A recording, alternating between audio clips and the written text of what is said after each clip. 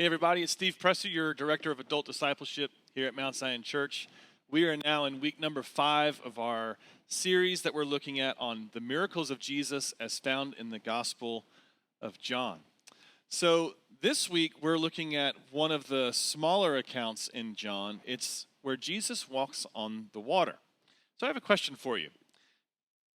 Can you think of a time where something happened or that you heard of something happen that just seems to defy all odds, that it would never have occurred under any sort of normal circumstances? I can think of a number of stories of people who've come to me who've shared stories of healing, pictures, let's say, of cancerous tumors found in their bodies only to later return to the doctor. Those same pictures are taken once again, and suddenly they're gone. And there's no other explanation, physically speaking, other than to say it was a miracle. And when we look at this walking on the water of Jesus, we know that no one can just physically walk over the water apart from it being miraculous. So it's an interesting thought. And that's one of the things that I think is a blessing being a believer, is to hear over and over again from people at various different times who have shared these amazing miracles, even in their own life. So maybe you have a story that you could share with a friend today or during the week. Well, this week, like we said, we're talking about this miracle of Jesus walking on the water, and it is a unique miracle for a couple of reasons. Number one, it was a private miracle in that it really set forth for the solidification of faith for Jesus' disciples. And number two, it's going to serve as a precursor for the famous I am sayings of Jesus that would soon follow. We'll explore that in just a moment. The miracle shows for us something of great significance.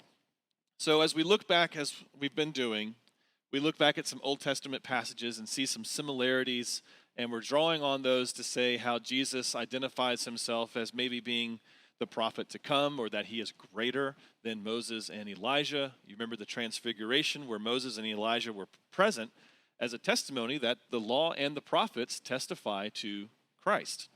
And so when we look back in the Old Testament, there's a handful of scriptures or occurrences where water is uniquely involved, and specifically where water is separated. Those take place in the creation account where the waters below and the waters above were separated. We see that with Moses, of course, the river, the sea was split open, and the people of Israel walked right through. Not only did that take place for Moses, but it also happened for Joshua. And then later in 2 Kings chapter 2, we see Elijah and Elisha. And they take his cloak and they strike the water, and they're able to separate those waters and walk through. Elijah is taken into heaven. His cloak falls to the ground, and the spirit of Elijah is now with Elisha, the prophet, and he does the exact same thing. Takes that cloak, strikes the water, and the waters were separated. And so there's these various accounts, there's the miraculous accounts of water being separated, but as far as I know, no one's actually walked on water except for Christ. And that is very unique and very, very different as well. And so Jesus demonstrates his power in that not only can he separate the water, but he can walk right over it. So we're going to take a look at John chapter 6. This is following right on the heels of the feeding of the 5,000. And we're going to pick up at, say, verse 15. So it says, perceiving that they were about to take him and take him by force to make him king, Jesus withdrew again to the mountain by himself. When evening came, his disciples went down to the sea. They got into a boat and started across the Sea of Capernaum. It was now dark, and Jesus had not yet come to them. The sea became rough, and a strong wind was blowing. When they had rowed about 3 or 4 miles, they saw Jesus walking on the sea and coming near the boat, and they were frightened. But he said to them, "It is I. Do not be afraid." Then they were glad to take him into the boat, and immediately the boat was at land to which they were going. Now, John's gospel account for this miracle is a bit brief. This story is recounted with a few additional details in Matthew's gospel in chapter 14 and it's also found in the book of Mark, chapter 6. Nevertheless, it's important to remember once again that John's goal is to reveal the deity of Jesus for his audience. The additional details provided in Matthew and Mark, they don't seem to be necessary for John's retelling and the purpose for which he is trying to tell the story, which is to bring about faith and demonstrate who Jesus really is. But according to Matthew and Mark, the disciples were actually instructed by Jesus to journey on ahead of him. So as they do, this storm breaks out on the water, and it's important to remember that several of these disciples, anyway, were commercial fishermen. So it should be somewhat of a normal thing for them to be able to handle the waters or kind of know when it's safe to travel, those sorts of things. However, it's now nighttime, and the wind and the waves are coming, and it's beginning to surround the disciples. And John uses the word scotia to identify the darkness. This word indicates not only an absence of light, so we know it was nighttime. So scotia doesn't only reference how bright it is outside, how dark it is, but it also gives this idea of a spiritual darkness. The word is often used interchangeably as being a figurative word or even a literal word. And so what he might be getting at is that since Jesus had not come to them, the absence of Jesus brings to light the significance of the darkness that is setting in with the disciples. And so John notes that the disciples had rowed some 3 to 4 miles across the sea of approximately what we think is about a 7-mile journey. And so at this point, they're in the worst possible situation. They are not only in the middle of a storm, but they are also in the middle of the sea. So it's just error upon error. Not only are we getting beaten by the waves, but we are also at the worst possible place because there is no retreat. And we'll stop there for a minute. Maybe you've been there. Maybe you've been there, whether it's, finances are tight, and then another emergency happens, and then another emergency happens.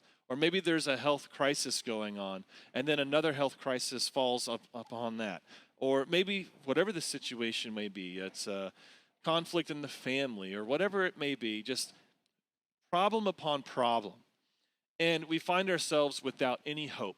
And that word scotia, not only is it dark figuratively, it is dark literally, and there just doesn't seem to be any way out. Well, in the middle of this storm, the disciples see Jesus walking on the sea. And in other accounts, it depicts the fear of the disciples because they had thought that they had seen a ghost, right? So they are panic-stricken, at least for the minute, because they're thinking they're seeing things that they just should not be seeing. And fear upon fear is setting in for these disciples. And again, maybe you've been there. I know I've been there. Fear upon fear. And so Jesus calms that fear by revealing to them his true identity in the midst of the storm. He said, "It is I." All right, catch this. It is I. That is an Old Testament identification to the Jehovah God, I am. Jehovah was the covenant name of God in the Old Testament. The same God who said, "I will never leave you, I will never forsake you." So again, have you ever felt that afraid, so alone, so worried that you just long to hear the words just speak so loud and so clear? It is I. Do not be afraid. And perhaps we just need to be more open to speaking those very words over our own souls, that Jesus is with us. It is I. Do not be afraid. As we talked about last week, oftentimes present circumstances can dictate how we feel about what Jesus is capable of. And what we learned is it's just simply not the case. Last week we saw that Jesus can take very little and make much out of it. And here we're seeing that Jesus can do what no one else can do, to walk across the sea. So, although the disciples were prepared to leave Jesus when it was calm and it was daylight, they were willing to travel ahead. He sends them on. They were now learning that Jesus would never leave them or forsake them in the storms as well. And catch this, when they were glad to receive him into the boat, the storms began to end. There's an important lesson to be learned here, that storms are going to come whether we perceive Jesus as distant or whether Jesus is near. That's just a fact of life. He said that in this world we will have trouble. But when we invite Jesus into our struggles, into our fears, there is a peace that will follow, a peace that surpasses all understanding. Now let's get back to this I am statement, which is unique. It's not usually included, I should say. It's not usually included when we speak of the famous I am sayings of Jesus. However, Jesus is revealing privately here to his disciples exactly who he is, because this I am saying of Jesus, like I said, is a bit of a prelude for the ones to come. So if you keep reading chapter 6, you're going to see the very first one where Jesus says, I am the bread of life. He would go on and say that he was the door, I am the good shepherd, I am the way, the truth, and the life, I am the vine, and so on. Now, if we go back to Matthew chapter 8, verses 23 to 27, Jesus is here with the disciples. A storm brews while they're on the water, and Jesus is asleep. And they wake him, and Jesus, in this story, in Matthew chapter 8, rebukes the wind and the waves. And when he does this, the sea ceases. And the disciples say, what kind of man is this, that even the wind and the seas obey him? Now catch that. What kind of man is this? And it says, and they marveled. They marveled. Later, in Matthew 14:33, their response was more than amazement. It is worship, an acknowledgement that Jesus himself is the true Son of God. So in this miracle that we're looking at, Jesus demonstrates his power over natural law. After all, he is the one who set natural law into motion.